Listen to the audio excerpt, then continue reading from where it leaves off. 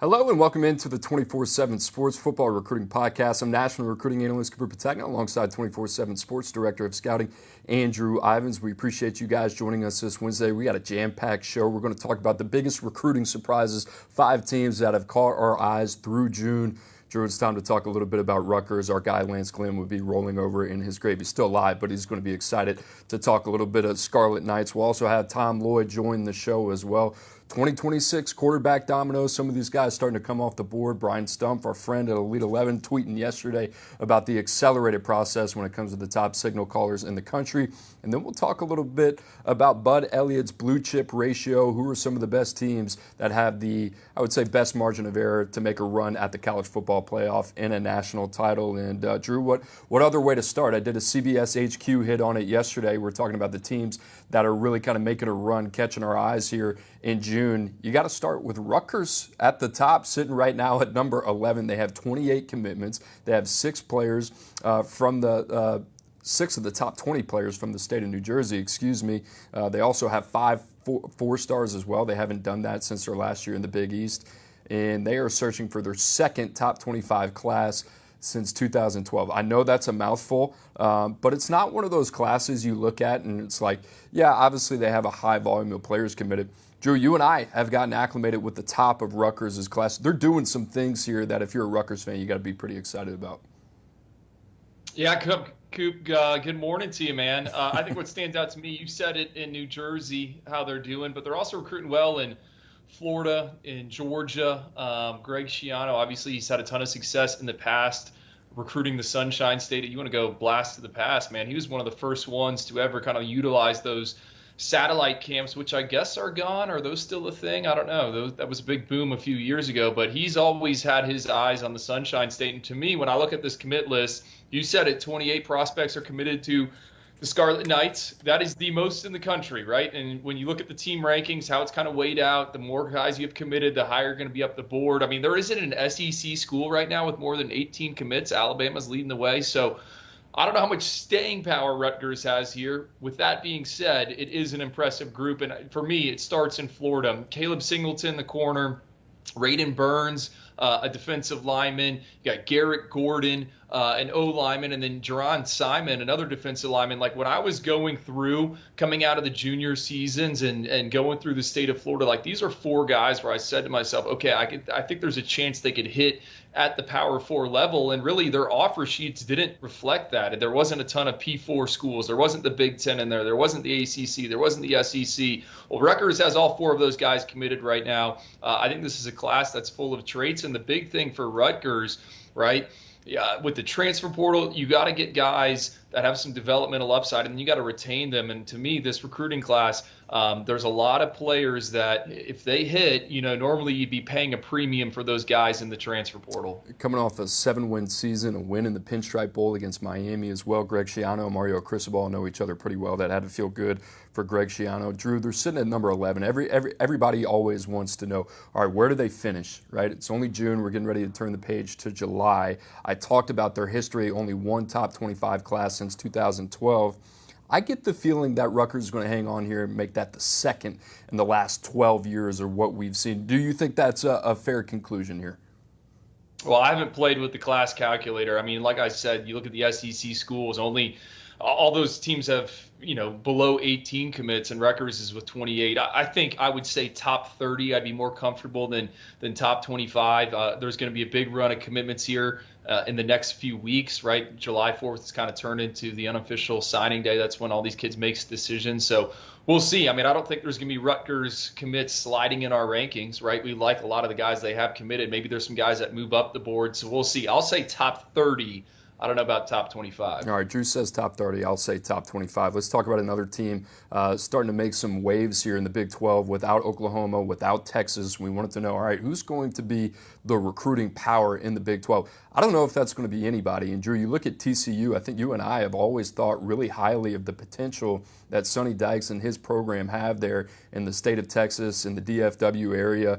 They're sitting at number 13 right now, and they have 18 commitments, 14 of those guys from the state of Texas. You look at guys like Ty Hawkins, who we've talked a lot about on this show, Chad Woodfork as well. They're getting it done in state. I think the biggest thing that was kind of a head scratcher was coming off the national championship run just 2 years ago. They followed that up with the number 34 ranked class. So in terms of being able to seize momentum, they didn't do that. They're sitting at number 13 right now. Drew, kind of similar to Rutgers. I don't know if this is going to be a top 25 class, but this is a program, in my opinion, they should be in the top 25 year in and year out.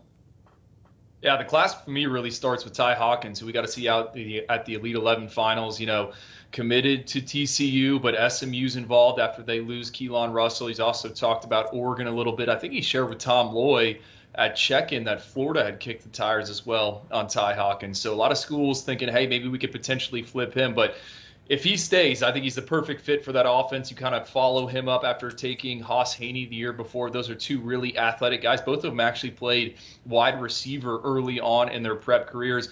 Coop, when I dug into TCU's group, and really this class, what stood out to me, you said it, that Big 12 race is like wide open. Iowa State's near the back end. Colorado's got just 4 commits. I mean, I have no idea who's going to finish at the top. Texas Tech, they haven't really got it going yet, sitting with 15. You think that class is going to add. But to me, the one I kind of have circled, UCF, sitting number 9 in the Big 12 right now with 10 commits. And you got right in front of them at number 8, Houston, with 15 commits. You shared on social media the other day to watch out for Willie Fritz there at Houston. This one seems kind of wide open in terms of, all right, what are these programs going to do? For me, UCF had a ton of 4 stars, some 5 stars on campus for official visits earlier in the month.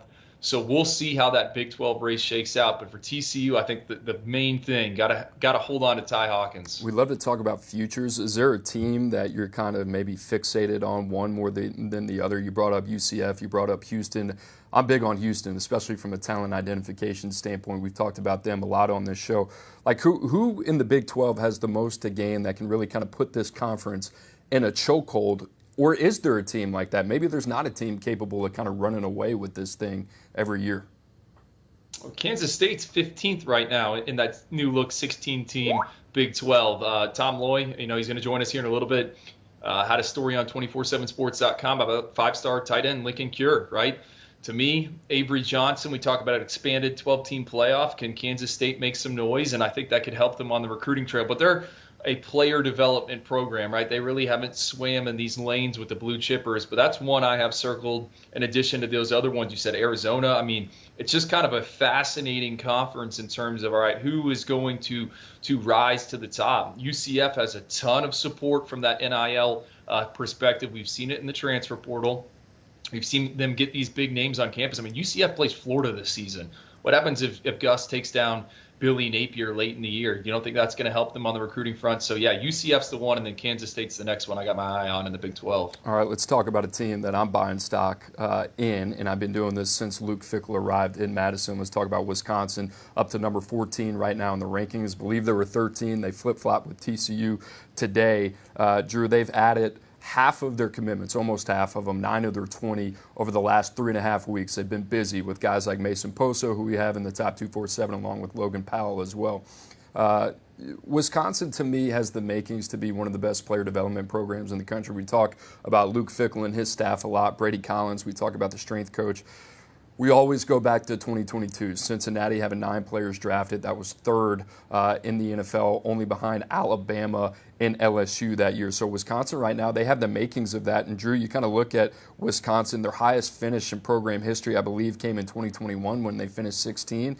This is a school and a program, to me, that is now primed to kind of live up to their recruiting potential under Luke Fickell. They're at 14 right now. I don't know if they top that top 16 ranking that they had, but I do think they end up in that top 25 range. And I think this is going to be a team from a talent acquisition standpoint.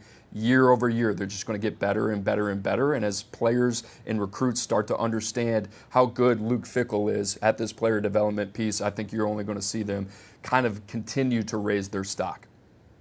Yeah, and I go back to the early signing period this past year, or the traditional February signing day, after we saw some of those Wisconsin signees in the All-Star setting. I think we said sneaky good recruiting class, Wisconsin. This is one we kind of like. It might not reflect it in the rankings, but we see the long-term potential there. I think, 2-3 years down the line, like all 32 NFL teams are going to be in Madison for that pro day, right? That is what Luke Fickell is building. He's getting a bunch of guys with Sunday upside there, and you see it in this recruiting class. I mean, Mason Posa is the headliner, but there's some other guys I like, and they're recruiting around the country. They lose Raheem Stroud, the cornerback, the other day. He flips to UCF, excuse me. But man, Nolan Davenport, I go back to this past season. I was doing some hits for Max Preps. He's an offensive tackle I like out of Ohio. They got Kevin Haywood the year before that. Eugene Hilton in Indiana. That's T.Y. Hilton's son. It's a really good recruiting class, in my opinion. And it takes a trained eye to know who some of these guys are. But it's ones with traits and, again, that Sunday potential. All right, let's talk about a sneaky team. Brent Key, Georgia Tech, right there in Atlanta. Drew, we haven't really been here with Georgia Tech. I think a lot of people thought this is what we would get with the Jeff Collins run program down there in Atlanta. Georgia Tech right now sitting at number 17. And regardless if they finish outside of the top 25, I think you and I have seen enough of this class, along with our scouting department here at 24/7 Sports. We like a lot of pieces, and the Dalen Pinson one, the addition there was kind of an eye-opener. Top 247 cornerback. They got to beat out Notre Dame. They got to beat out Kentucky. Drew, they've done some really good things. They've landed 15 of their 19 commitments here in June. I talked about Dalen Pinson.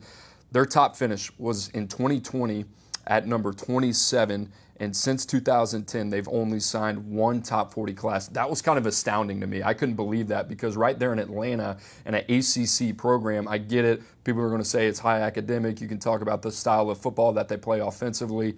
This program has some potential to really kind of continue to rise in the recruiting rankings. I don't know if they're going to be a perennial top 25, but I think top 30, top 35 program, I think that's within reach for Brent Key and Georgia Tech. And Drew, right now, they're kind of doing some savvy things on the recruiting trail that have you and I's attention. Yeah, and we got a little taste of it under Jeff Collins, right?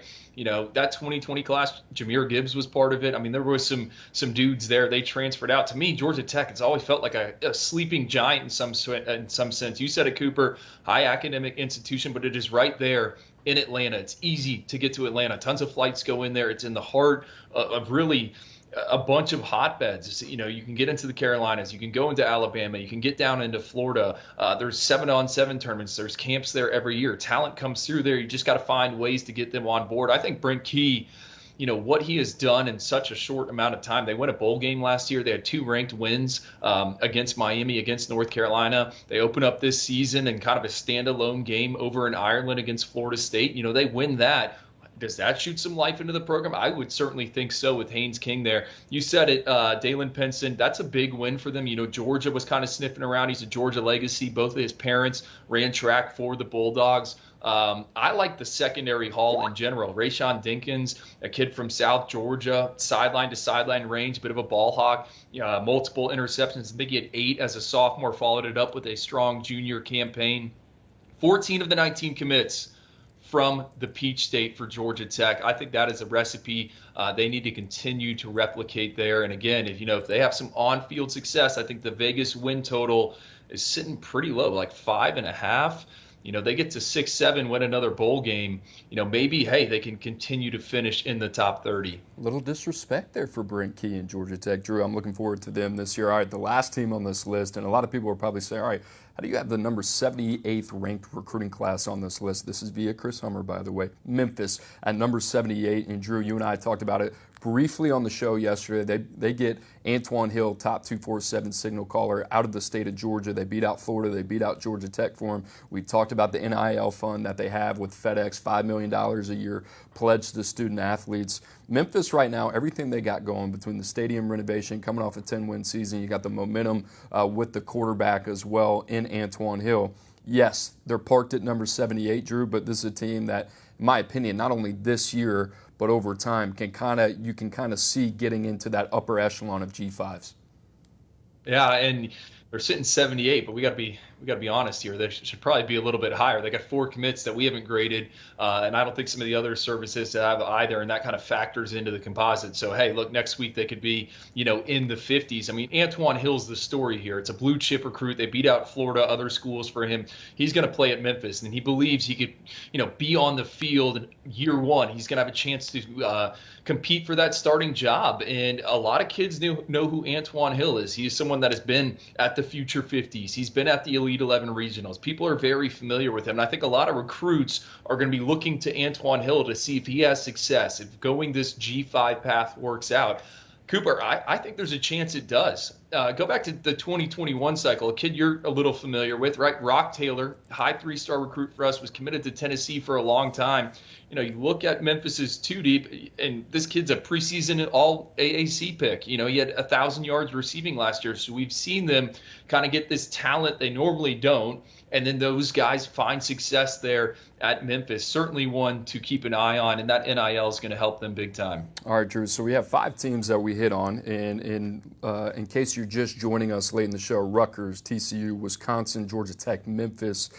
Any other teams kind of stand out to you so far that maybe kind of get your mind going a little bit? I know for me, Fran Brown, Syracuse, inside the top 25 right now. Jeff Lebby, Mississippi State at number 27. We talked about them yesterday. They seem to start getting it going as well. Any other teams maybe in June you kind of like what they're doing? Stanford's back, baby, right? 25th. I think that one's surprising. Some crystal ball picks in for Joe Anthony Hall, top 64 wide receiver to end up there on the farm. I would love to see kind of make a splash back. Coop, another one that I don't think me and you have really talked about, Pittsburgh with Pat Narduzzi there. They hire a new offensive coordinator, Cade Bell. He comes in from Western Carolina. Again, you need a trained eye to look at this recruiting class, but that offense is going to be exciting in the ACC, right? And I know there's a ton of fans of other ACC schools that listen to this podcast. Cade Bell's a name that was linked to Florida as a potential offensive coordinator. He's got Bryce Yates, Demarion Folks, wide receivers, Tony Kinsler. Like, they are getting some dudes. And in the past, they have, in that offense, I mean, those guys are electric. So Pittsburgh kind of stands out to me a little bit. Just what they're doing. I like their quarterback, Mason Henschel, the kid they got committed out of Ohio. But man, it's just so early right now, and it feels like a few weeks ago, we kept hammering Michigan for being 41st in the rankings. You wake up today and they're 15th, and they're going to keep rising. So a lot of changes. I think a good exercise would be like mid-July. We kind of dig back into these recruiting class rankings and see who's sitting where.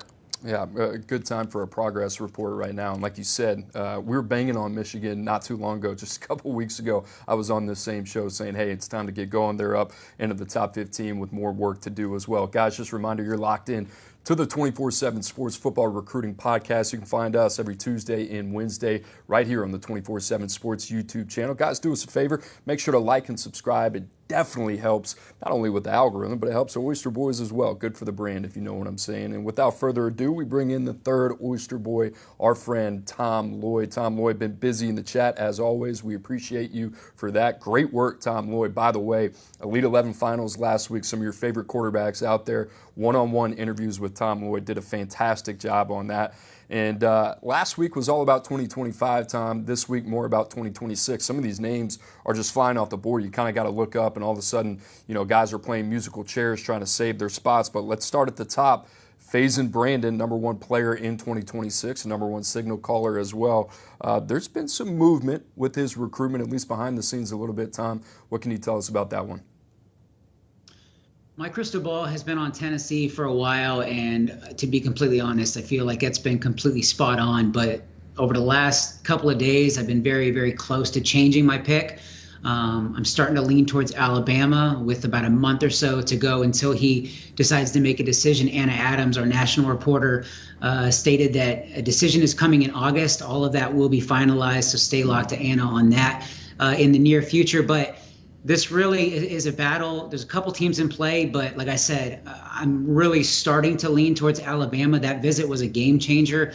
I heard that he even spoke with Keelan Russell the 25 commit for Alabama, and that was a kind of a game changer for him, and really opened his eyes about Alabama even more. Which, it's funny, in a time where some schools want to keep these guys, an elite guy in 25, keep him away from an elite guy in 2026, as if it may hurt the recruiting process. But for Alabama, I really love the way they're doing it, and they want to build camaraderie in that quarterback room, and they want elite guys competing with elite guys. So they are doing a great job with Faison Brandon. They obviously already landed Keelan Russell, so I really like the direction this one is heading. But Tennessee is still very, very much in play. Honestly, heading into this morning, I was primed to put in a crystal ball pick for Alabama and make that change. But I'm just really torn, and I don't want to do it quicker than I'm ready. So I'm really torn. Maybe something happens by the end of the day.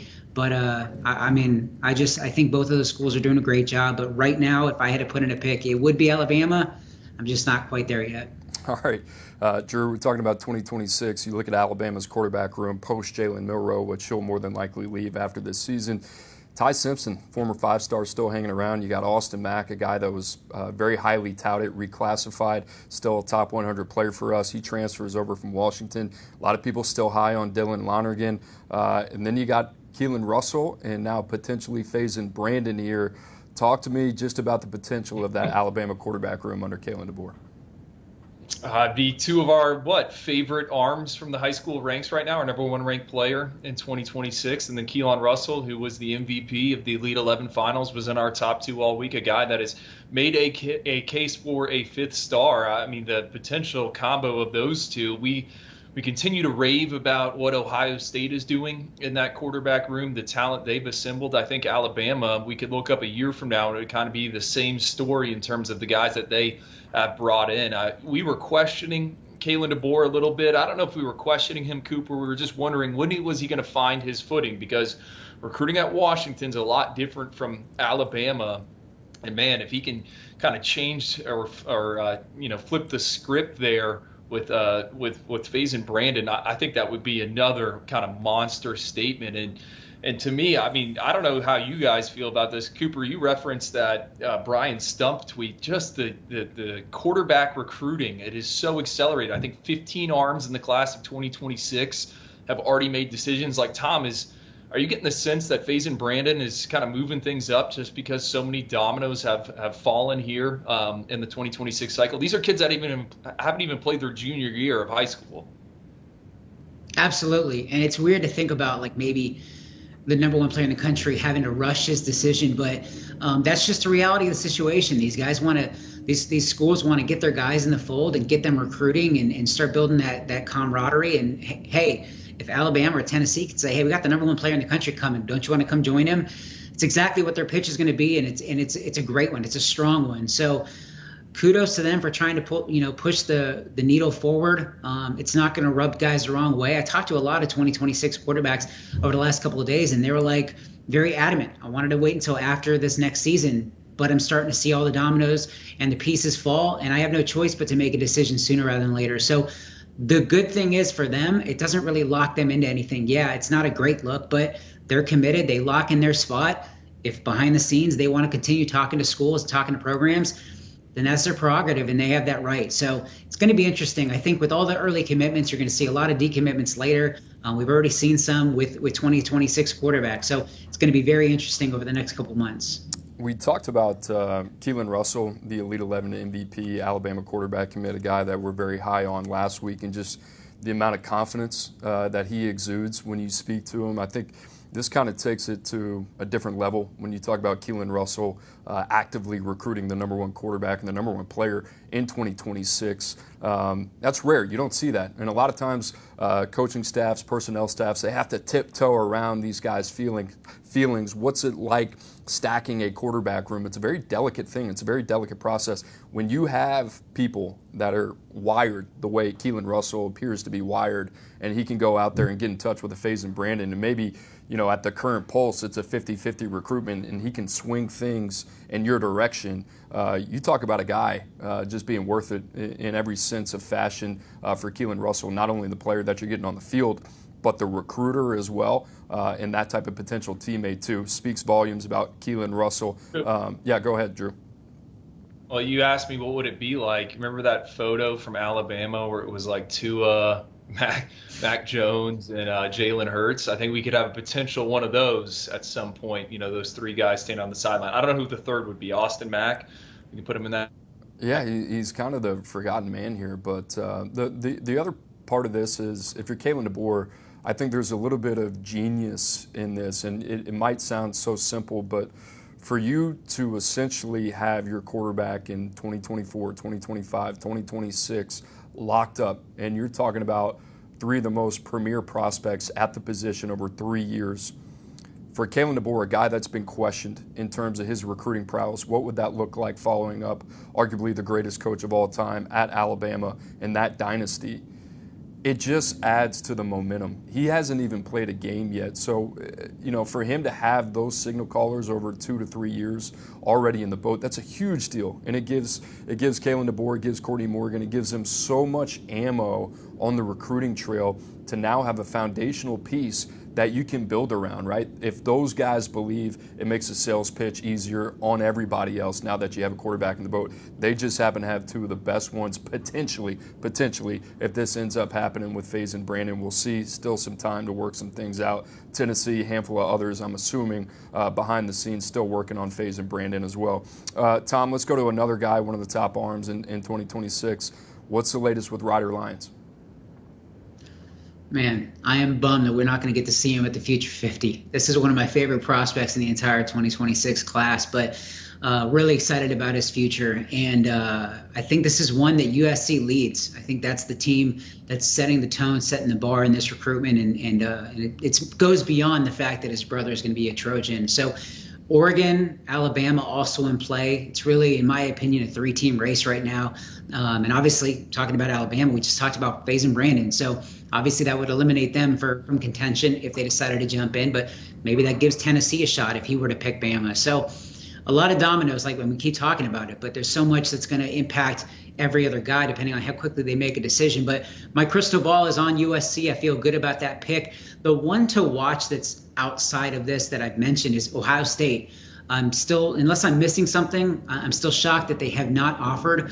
I think they would absolutely enter the mix and enter the race if they decided to make an offer.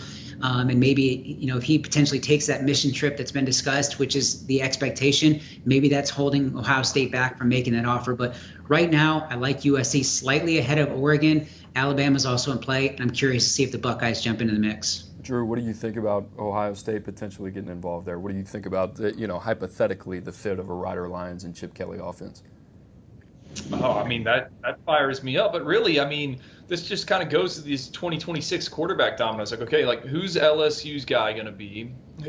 What's Ohio State going to be? I mean, we're talking about college football playoff regulars, and everyone's trying to have to sort through this. And Tom mentioned it. There's probably going to be a ton of decommitments. I mean, we're going to see it here in the 2025 cycle. We'll see it in 2026, but it's just so accelerated right now where you I think people are just grabbing guys to lock them in and hoping it works out. And we're not even talking about coaching changes in the winter months, but Ryder Lyons potentially at Ohio State. Yeah, I would love that fit and what he would be able to do. But yeah, I mean, to me, that is kind of the takeaway. Just all these schools, if you're not in on one of them now, you're going to be sitting there waiting to find someone that emerges, and people are going to emerge from the junior seasons. Not everyone starts as a sophomore, so there's going to be a market out there, and whoever that individual is that is the late bloomer, man, he's gonna have no shortage of options. All right, Tom, a couple quick hitters as well. Landon Duckworth, formerly committed to South Carolina, top 100 quarterback. Also Jonas Williams, number 130 in the top 247. What's the latest with those two? Obviously, Duckworth just decommitted on Tuesday, so I'm still digging into that one. But the two I'm watching are Oregon and UCF. I spent a couple days there with some teammates in Orlando, checking out the Knights and throwing it around. So UCF has some optimism there. But I think big picture, Oregon's one that's really caught his eye and grabbed his attention. But again, we just talked about Ryder Lyons potentially looking at Oregon or USC. Does Lyons feel rushed? If he wants to go to Oregon, how quickly does he want to make a decision? If Duckworth wants to decommit and lock up that spot in Oregon, obviously that takes them out of contention for Ryder Lyons and makes it look more clear that it's going to be USC. So again, more dominoes still in play, but right now I'm kind of watching Oregon slightly ahead of UCF for the recent South Carolina decommit. Drew, Landon Duckworth, I mean, we've talked about the guys that UCF has been in contact with in 2025. I mean, Kamario Taylor comes to mind, committed to Mississippi State. Malik Washington comes to mind. Yet to make a decision yet. We'll make one here soon in the next couple days. At quarterback right now, big KJ Jefferson. They seem to have a type for what Gus Malzahn wants at the quarterback position. Yeah, I mean, one of the best athletes. He's a kid that's been inside our top 100 since it came out for that class of 2026. I mean, you saw it on the screen right there, multi-sport background. He can beat you with his legs. You know, to me, when he decommitted, I was waiting to see what schools Tom was going to bring up. You know, I think Auburn's another one that could potentially make some sense there. That's a local in-state option. And then Alabama, you know, we'll see what happens with Faison Brandon. But he's a guy that I thought kind of initially it was a great job of South Carolina scouting him. Didn't know about the fit. And in South Carolina takes the 2025 quarterback in Cutter Woods earlier this week, and then bam, their 2026 opens it up. So thought that was notable as well. Tom, a couple questions from the chat before we get to 2025. We got a quick rundown there in a second. But what's the latest? Andrew Babalola, Moose wants to know Michigan. We talked about Stanford on here before. It seems to be a high academic recruitment, Stanford, Michigan. It seems like those two are going head to head. Yeah, as soon as we get off here, I'm going to jump in and dive into all the questions in the chat and make sure everybody gets answered like we always do. But with Babalola, talking to some people over the last couple of days, it seems like it's Auburn, Stanford, Michigan. Obviously, there's some other teams in play, but those are the three that continue to come up. It seemed like Stanford was pulling away, and then I don't know what kind of conversations happened behind the scenes, but Auburn went from feeling like they were slipping to feeling like they were in a 50-50 race with Stanford. And then Michigan is quickly climbing Cooper. I think you were the first one to mention him a while back, that fit and how good it would be. And it seems like Michigan really took that to heart and picked things up because it seems they're trending in the right direction. Now, again, I'm not ready to say like, hey, let's crystal ball him to Michigan, but I do think those are the three teams in play as he gets closer to a decision, which is likely coming at some point this summer. Hey, if we got to call people out, I'm all for it. You know, Michigan, Andrew Babalola, you talk about the perfect fit. That is the perfect fit. We'll see what happens there. Stanford, Auburn will definitely have their say on that. All right, Tom, we also got a couple commitments in 2025 coming up here very soon. And one of those guys, Chris Ewald, number 29 corner in the country, 4-star. He's got a commitment coming up tomorrow. What are you feeling on this one? I'm looking at two teams. I'm watching Georgia and I'm watching Miami. The early pulse with him was it seemed like the Canes were going to get this one done and there was zero shot he was leaving the state. But a lot of the rumblings lately has been very pro-Georgia. I think that staff is doing a really good job. So kind of torn, and talking to Gabby Arrudia, who does a phenomenal job covering Miami. And then we got Benjamin Wolk, Kip Adams doing a great job with Georgia. So kind of teaming up with those guys, trying to figure it out. Gut feeling right now, a day before his decision, I'd probably lean towards Georgia, but man, really not really sold on that one yet. Drew, what do you think about that one? This kid's in your area, just about the player, a little quick 30-second snippet on him.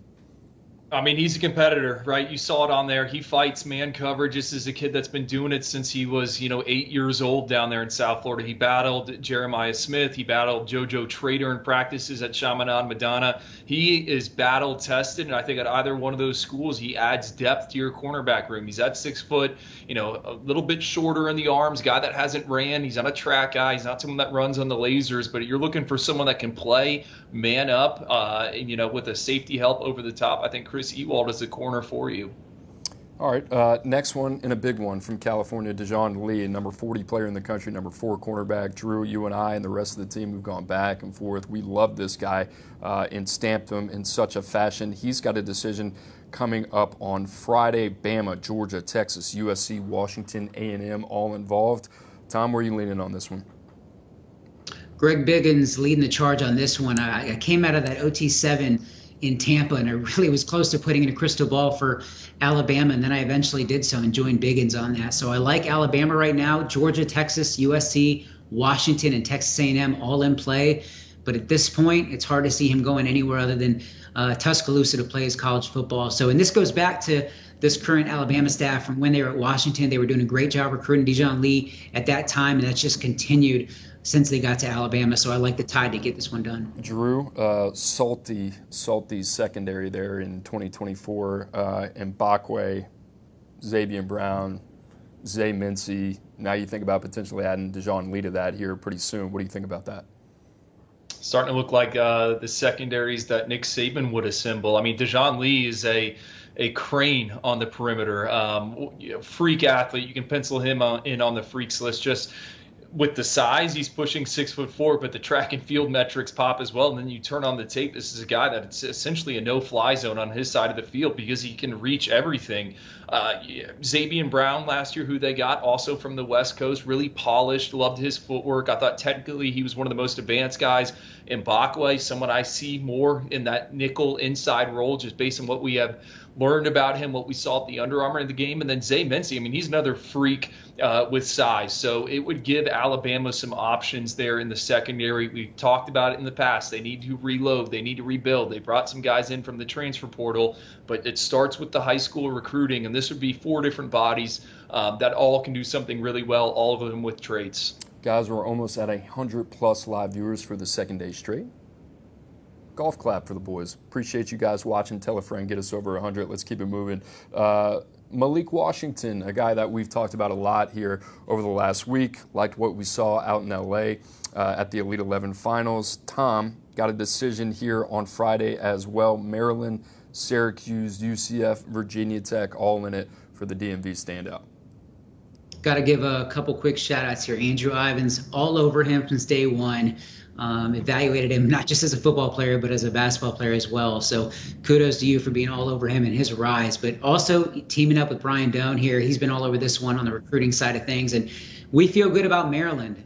Syracuse, UCF, and Virginia Tech are all very much in play down the stretch, but getting around him, getting to know Malik pretty well over the last couple of months. Seems like the Terrapins have set the tone, set the bar at this point, and I like Maryland to get it done. And just kind of, and I know, Ivins, you'll talk about him as a player, but as a person, getting around him at the Elite 11 finals, this kid, if he does land at Maryland, the Terrapin fans are going to be fired up because this kid's a dog, and he is an alpha. I mean, he's got a chip on his shoulder, and he plays with it, and he acts like it, and I just really like the mental side of this kid, and he's just one that, like, you're buying stock on. I think he's going to be a really, really good college player. Drew, we've talked about it a lot, what the potential fit at Maryland would look like for Malik Washington, but just a general overview, what you saw last week and how this guy can potentially impact the Terps.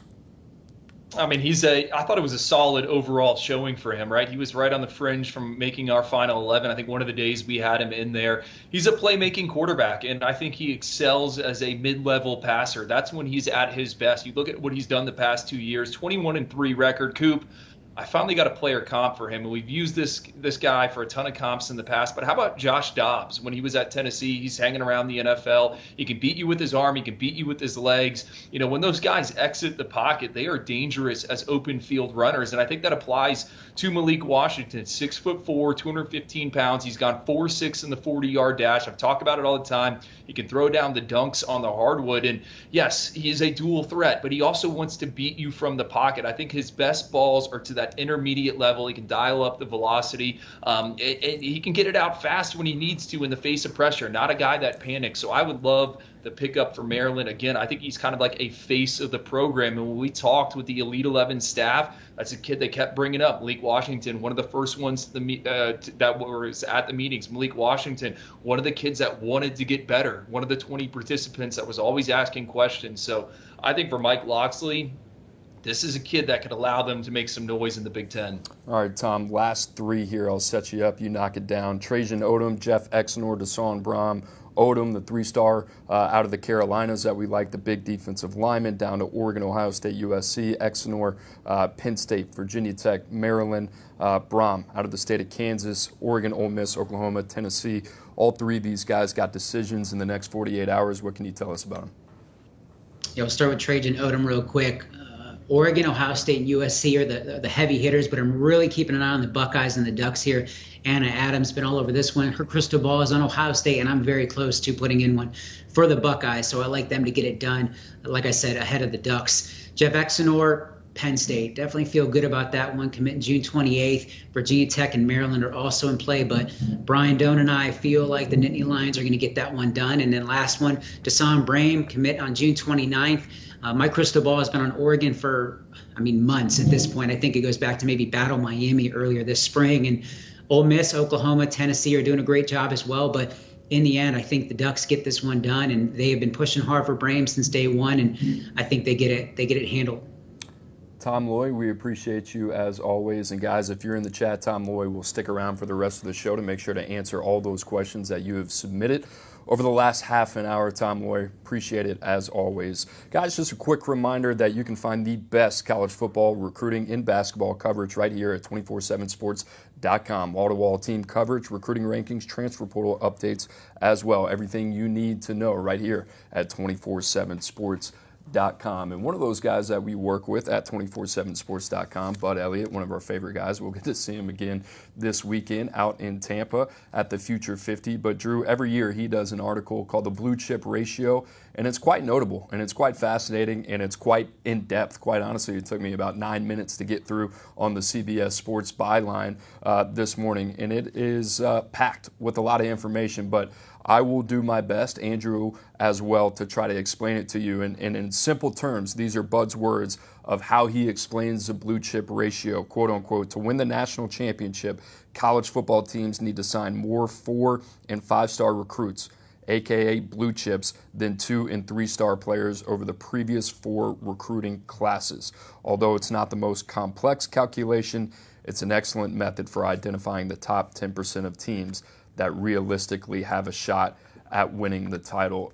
Drew, just in your personal sense, how much stock do you really kind of put into this exercise over the last couple of years when you're kind of looking at team rankings, preseason rankings, kind of heading into the season and say, all right, these guys in my mind could be legitimate contenders to win it all?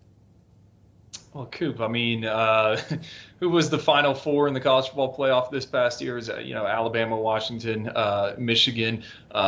Those teams all had the most guys drafted in the top 100, right? So I think this exercise makes a ton of sense. Now, Bud has not incorporated transfers yet, and if you read the story, he kind of explains why, and he also points out it really doesn't change much with the percentages in terms of guys that are coming in from other programs. I think it's a great exercise. I always talk about it: transfer portal, free agents, the high school recruiting is the NFL draft. So I love it, and the data that he outlines backs it up. Like he thinks at some point this exercise is going to end, right? Someone's going to bust through with a magical season. He points out Florida State almost did it last year, and he kind of outlined that you needed a quarterback to exceed expectations. But I love it, Cooper, and I think it sets the stage for 2024. Yeah, top 4 programs you saw there in the graphic. Ohio State at 90%. Urban Meyer talking about maybe the most talented roster in program history there in Columbus. Certainly the blue chip ratio backs that up. Alabama at 88%. I think a lot of conversation has been surrounding Kalen DeBoer. What will expectations look like in year one? A talented roster. I think the other thing you got to take into consideration here are where is that talent infusion and what's the experience look like? How much of that is littered at the point of attack? How much of that is littered at the quarterback position, at the skill positions as well, both sides of the football? We talked about Alabama signing 3 5-stars in their defensive backfield last year. That certainly weighs into it. A&M still sitting around 79%, just one back of Georgia. But, Drew, your biggest takeaway looking at 1 through 16 for you, or maybe a surprise that maybe kind of jumped out a little bit more than you thought? Well, I wrote down a few different things here. I mean, number one, it's a completely different animal with 12 teams getting into the playoff. I think that opens up the field. So where I wish Bud had gone from, like, instead of listing 16 teams, give us 24 teams, because I want to know, what that next crop is. I think the other thing I wrote down, SEC and Big Ten, I mean, they had 13 of the 16. SEC has 8 leading the way. That's more than the Big 12 and the ACC combined. It's 2 power conferences. Those guys are at the front. Those are some of the things that jumped out to me. What about you?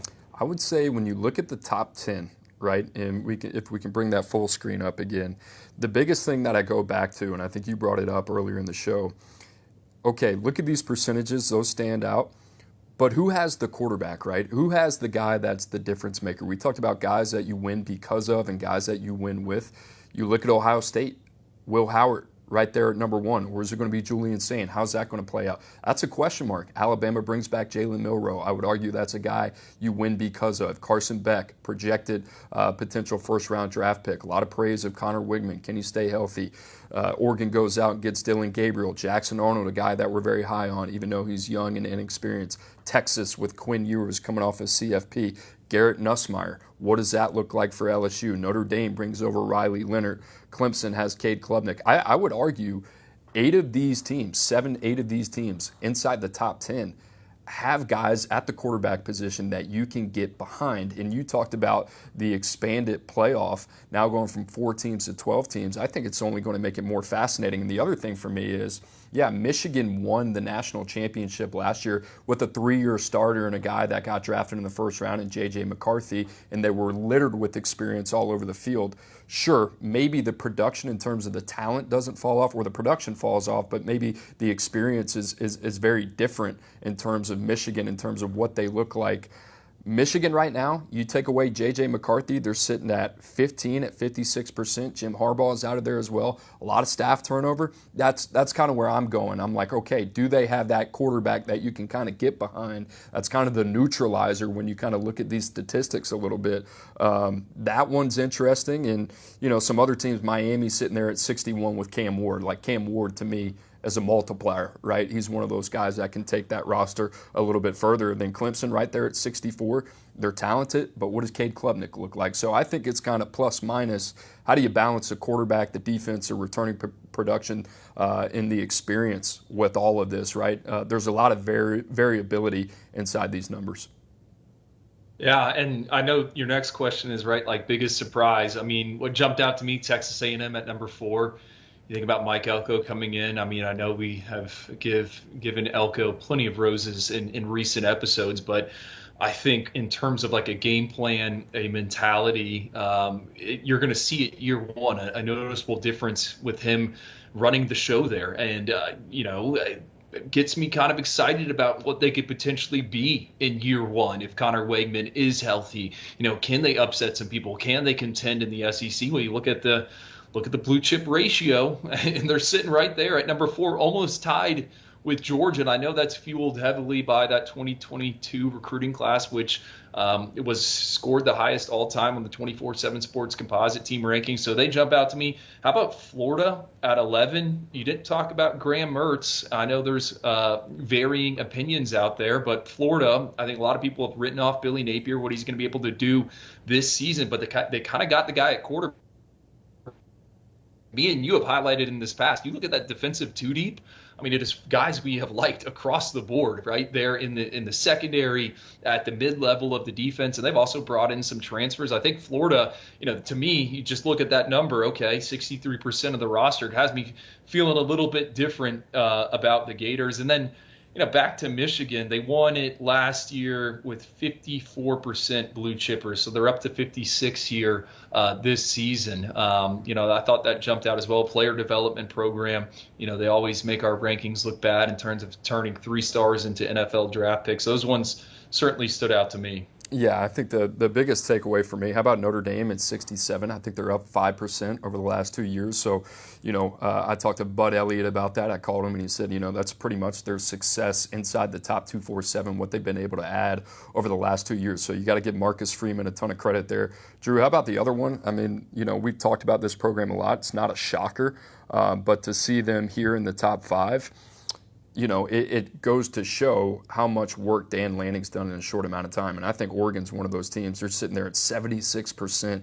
He's done a lot of quick work with that program. This dude has been absolutely maniacal. Call him the Danimal for a reason. I think this is going to be a team that's going to continue to climb, and they're going to be in the top 3, top 4 conversation year in and year out, and only going to go up. The other team, Drew, 53% Auburn at number 16. If you want a team to buy stock in over the next 3 years in terms of talent composite, a team that I think can well reach 60% by 2027, I would say that's Auburn. That's one of those teams. USC sitting at 14 at number with 59% now going into the Big Ten. I just think your margin of error for USC and Lincoln Riley is so much more slimmer now heading to this conference from the Pac-12, the point of attack. That stuff is going to be under a microscope. You got to be able to get that right. And I think if you looked at USC as a whole, a lot of their talent would be coming from the skill position and the quarterback position as well. So the last question I guess I want to ask you, do you have a team that you would peg as like, okay, this team over 3 years, and it doesn't have to be a team in the top 16, but maybe a team that you see as a potential riser in these rankings, or maybe a team that you can say, you know what, they've had some changes, I can see them taking a step back as well? Well, I think for the risers, the two I wrote down, Tennessee, kind of where are they, and then Florida State as well. And I think, initially when both of those coaches were hired, Mike Norvell at Florida State, Josh Heupel at Tennessee, it wasn't because of like really their chops as recruiters, but they've had on-field success. You look at Tennessee, some of the battles they've won. You look at Florida State, what they've done in the transfer portal. I could see both those guys, both those programs, moving up closer to 60%. Those are the two I had. I don't know about you, but I thought those are interesting ones. Yeah, I think Florida's one of those teams that can keep inching up. They're at 63%. We talked about them a little bit. What happens with LSU? It's funny. LSU's at number 8. Marcus Freeman, Notre Dame's at number 9. It seems like the barometer there, LSU hasn't fallen off a cliff, but maybe taking a little bit of a step back. Notre Dame's taking a step up. Now you see those guys really kind of on the same level. There's some meat left on the bone in Baton Rouge, in my opinion. I want to see those guys ramp it back up like I know they're capable of doing. Drew, with that being said, any last takeaways on the blue chip ratio before we get into viewer questions? Did Bud highlight it in his story? Like, is there a group of 5 program that is inched close at all? I don't think so. The one thing that's interesting that we haven't talked about is like Ole Miss. I think Ole Miss is kind of the bracket buster this year because he talked about, I think they have the 6th best odds to win the national championship this year, and that's just a team that has done it a completely different way, not built through high school, all pretty much through the transfer portal. Now, they've done some good things complementing through the high school ranks, but kind of inverted there per se. Could NC State be a bracket buster as well? Not in my opinion. I don't know. I'm going off the cuff here. Maybe not in terms of blue chip ratio, but in terms of actual real life, college football playoff. Yeah. I think the other thing he brings up, like you got 12 teams, strength of schedule, injury luck, all that type of stuff kind of plays into it as well. So Bud Elliott, check that article out on CBSSports.com. Bud Elliott is always doing a tremendous job on the blue chip ratio. Guys, also just a reminder, you're locked in to the 24/7 Sports Football Recruiting Podcast. You can find us every Tuesday, Wednesday, noon Eastern Time. Make sure to like and subscribe. And without further ado, let's get into some viewer questions. And our friend, the early bird gets the worm reply guy, one of our favorite at Zone Defense wins. He asks, who are some of your favorite receivers in the class that currently run 4.6 or slower 40? There's always studs every year who show out in college and eventually the NFL who ran that in high school, normally high vert, good short shuttle, or 3-cone times. Who are you betting on? Immediately in my head, I went to Jaden Greathouse because that was like one of the, I would say, more intense ranking discussions that we've had. And obviously, we have a lot of Notre Dame fans on here, and that was one where like physical speed, projection to the NFL, we just didn't see it. And I still think Jaden Greathouse is going to be an uber productive receiver, so we'll see how that pans out. But Drew, I got 2. I know you like this question a lot. We were talking about it before the show. Any names come to mind? Well, rattle off your 2. I already saw your 2 in the Google document, and then I got 5 more. Okay. But I love this question. I love this question because I think with the 40-yard dash times, and I'll tell prospects this, and people in their camps. I think we get so tied up with like the 4.4s and the 4.5s. I think there's context with everything. Guys are going to get faster. Some guys have never ran on a laser before. Now, when you look at our current top 247, there's a lot of guys that have gone sub 4.6 at some point this offseason, right? So there isn't a ton of them in there.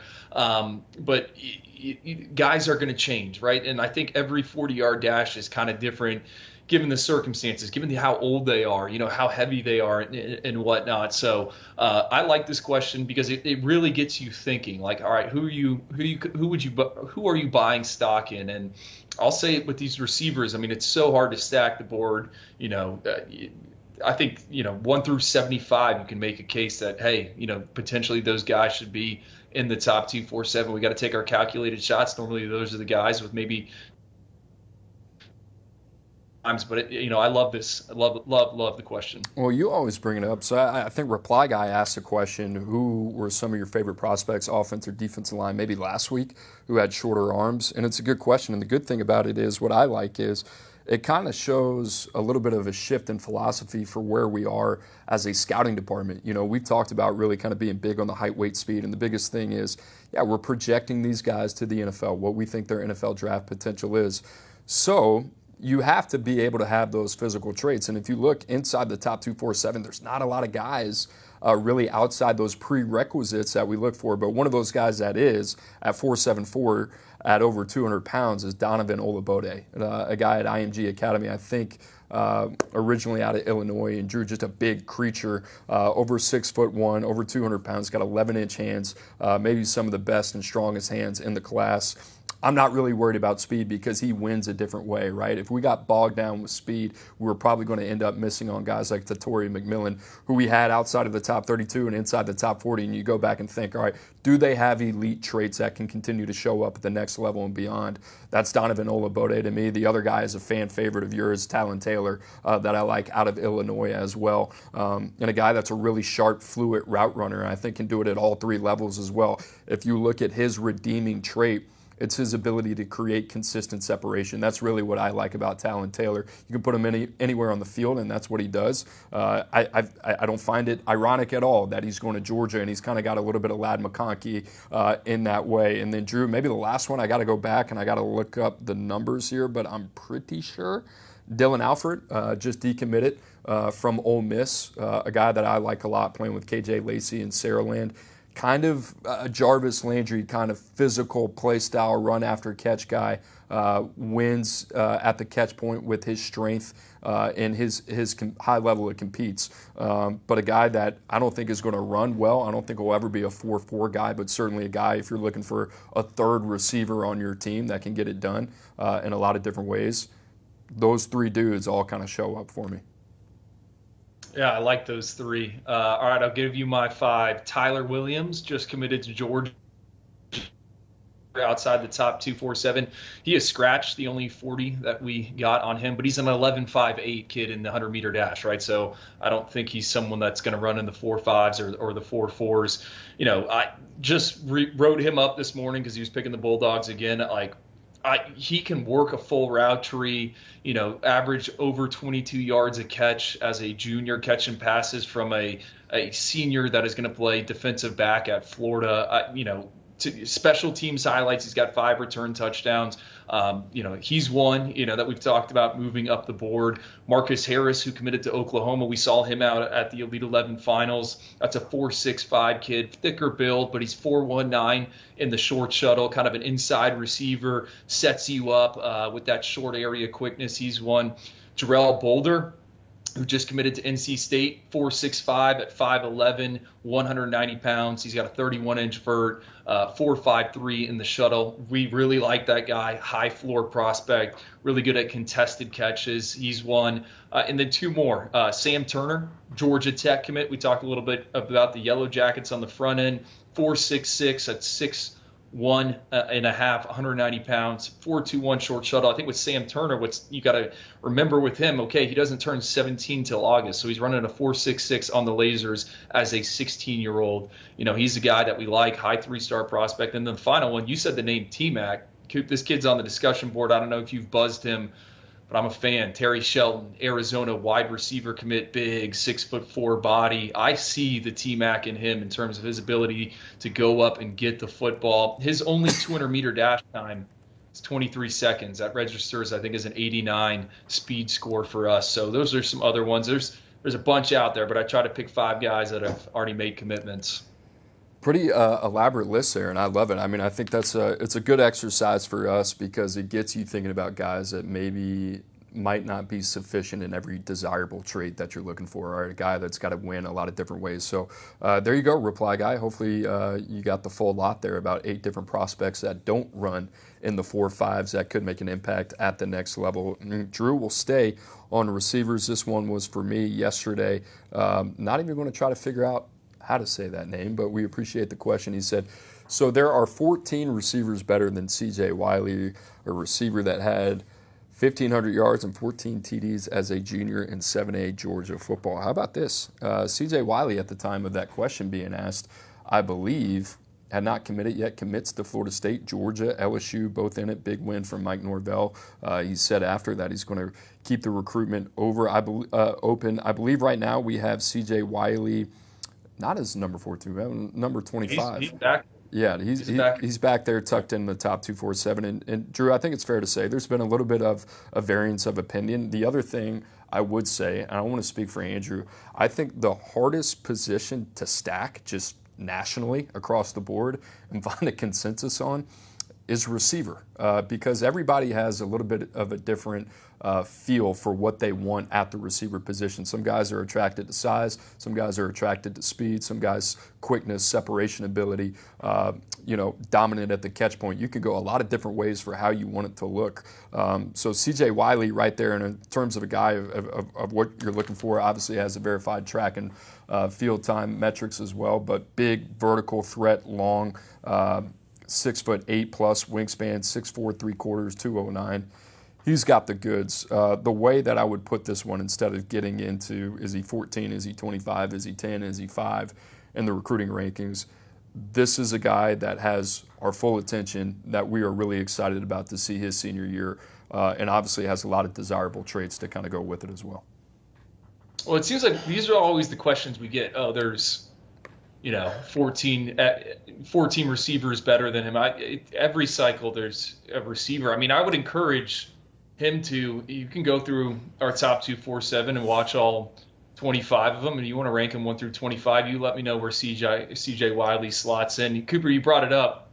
He's a bigger guy.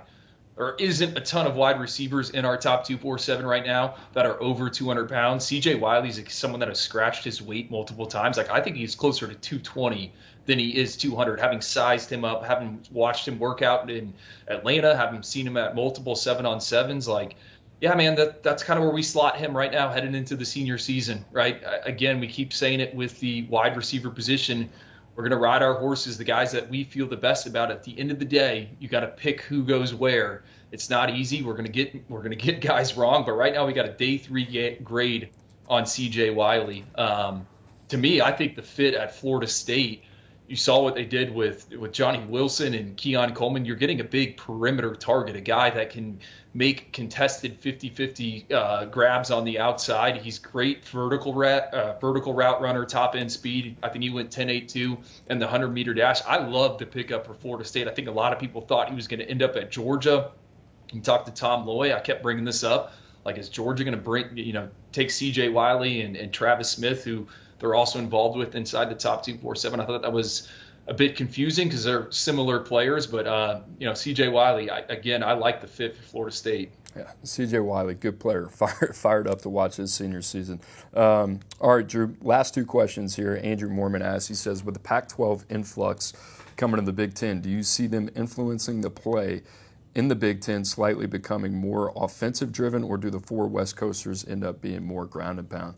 I think this is an excellent question, just in terms of the battle of the wills here with the Pac-12 4 going into the Big Ten. And you think about those teams, Oregon, Washington, UCLA, and USC. I think it's more of a case-by-case. I think Oregon is actually built to play in the style of the Big Ten. I think UCLA under Deshaun Foster, Eric Bieniemy is kind of more wait and see. We'll see what happens there. I think USC and Lincoln Riley, he is who he is. We have seen that. I think it's going to be super fascinating to see how these guys kind of adapt at the point of attack in the front 7. What does that really kind of look like? And does Lincoln Riley kind of throw some wrinkles in there? And I can also see Lincoln Riley having that impact on the Big Ten. Maybe these guys got to get a little bit lighter. Maybe they have to get a little bit more athletic. Maybe you have to get guys guys that are a little bit more acclimated to playing in space. So, yeah, I can see USC having an impact. And then Washington with Jedd Fisch. I think Jedd Fisch at Arizona has kind of proven he can do it a lot of different ways, man. And he is an adaptable coach, and he is an extremely bright coach. And I'm kind of excited about their roster building, what they got going on at UW. And he's a little bit of a chameleon to me. Whatever it calls for, I think Jedd Fisch can dish it out. So a little bit of everything. And yeah, on the opposite end, maybe some of those Big Ten teams, I don't think they're going to go all the way inverted in terms of how they're building their roster, but there are going to be some changes that are just going to have to come with time once you get more acclimated to what your opponent looks like. I think it's a good question. I mean, the thing that jumps out to me, Oregon seems to be preparing for a line of scrimmage league just with how they have approached point of attack recruiting under Dan Lanning. And yes, Dan Lanning comes from Georgia. You learn from Kirby Smart. They're trying to grab as much mass as possible. But, Trajan Odom, we talked with Tom Loy about him coming off the board. Oregon's a finalist. Like, you can see it with the Ducks recruiting in terms of, okay, they're picking their battles. They're trying to find these big bodies around the country. I think they do a good job of maybe steering away from going head-to-head with the Bulldogs. It seems like by design, but anyone else they can scoop up and they feel like they have a chance with, they're doing just that. And Trajan Odom is someone that can play in the Big Ten. So that stands out to me. And then Washington, I think this was pointed out in one of our Slack channels yesterday. They just got like 3 tight end commitments here over the past few days.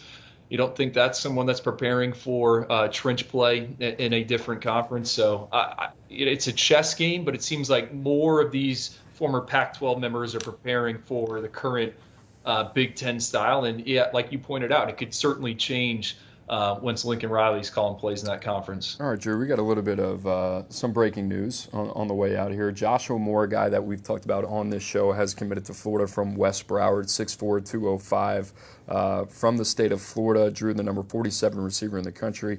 We have him as a 89 overall, highest 3-star ranking you can have. We volleyed on this guy before, but just your thoughts on what Billy Napier and Florida are getting here. I think this is a much-needed recruiting win for Billy Napier right now, heading into July. Someone that had also visited Florida State, Miami. I think Georgia was kicking the tires on him. I mean, the Gators prior to that commitment were 71st in the rankings. That was like 4 spots ahead of Florida Atlantic. They needed to get some momentum going. To me, Joshua Moore, your prototypical ex-receiver. I also wrote him up this morning. 6'4", 200 pounds. I think with him, got to win with the release because I don't know if he's got that top-end gear. I'm going to go back to our wide receiver conversation with the 40-yard dash and the speed markers. There's nothing on Joshua Moore. I think he's kind of a one-speed player. With that being said, he's got a massive catch radius. He's excellent in back shoulder situations. You think about Florida's offense, what they want to do under Billy Napier, more of a pro-style set.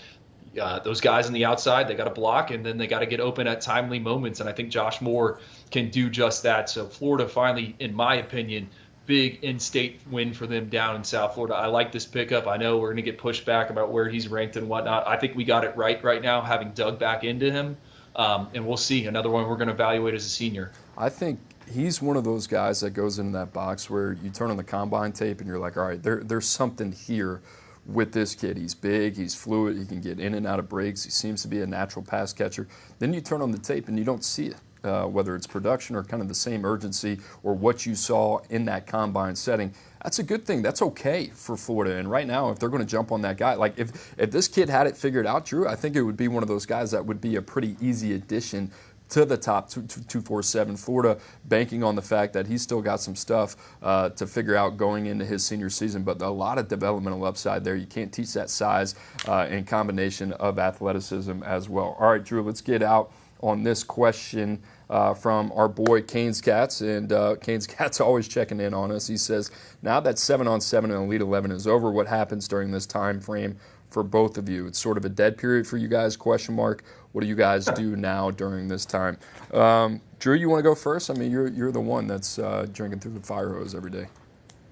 Let's see. We got about a discussion board with 100 players that have made commitments that we haven't graded yet. We are grading guys as fast as ever, so it doesn't stop. No, we're meeting. We're going to have a 2025 update coming out here pretty soon. It's going to be heavy on the quarterbacks. We're going to make some moves, kind of position guys heading into the senior seasons. There are going to be some college camps, showcase type events at the end of July.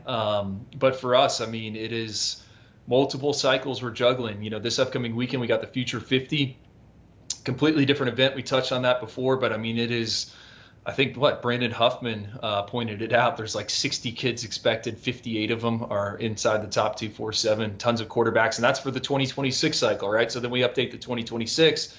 Then we roll out the initial 100 for the top for the class of 2027. We got the Freaks list coming up, and then you're right into the season. So there is no break or lag in any way when it comes to what we're doing right now. And we're continuing to, like I said, write up guys all the time. We'll get a couple quiet days, hopefully over the 4th of July that week, Tuesday, Wednesday, Thursday. We're looking forward to that. But, it's all system go at all times. Tom Loy, Brandon Huffman, Drew, Bud Elliott, myself will all be down there in Tampa this weekend at the Future 50. And then in terms of the events, it kind of cools off. But the time to kind of take a breath, and then you go 25 update, 26, 27, like Drew talked about. It never ends, but it's fun. We're in a unique position, and we're glad to have that responsibility as well. Guys, we appreciate you watching the 24/7 Sports Football Recruiting Podcast. Like I say, all the time, you can find us every Tuesday and Wednesday right here at noon Eastern Time. Make sure to like and subscribe. For Tom Loy, Andrew Ivins, I'm Cooper Petagna. Have a great rest of your week. We'll see you next Tuesday.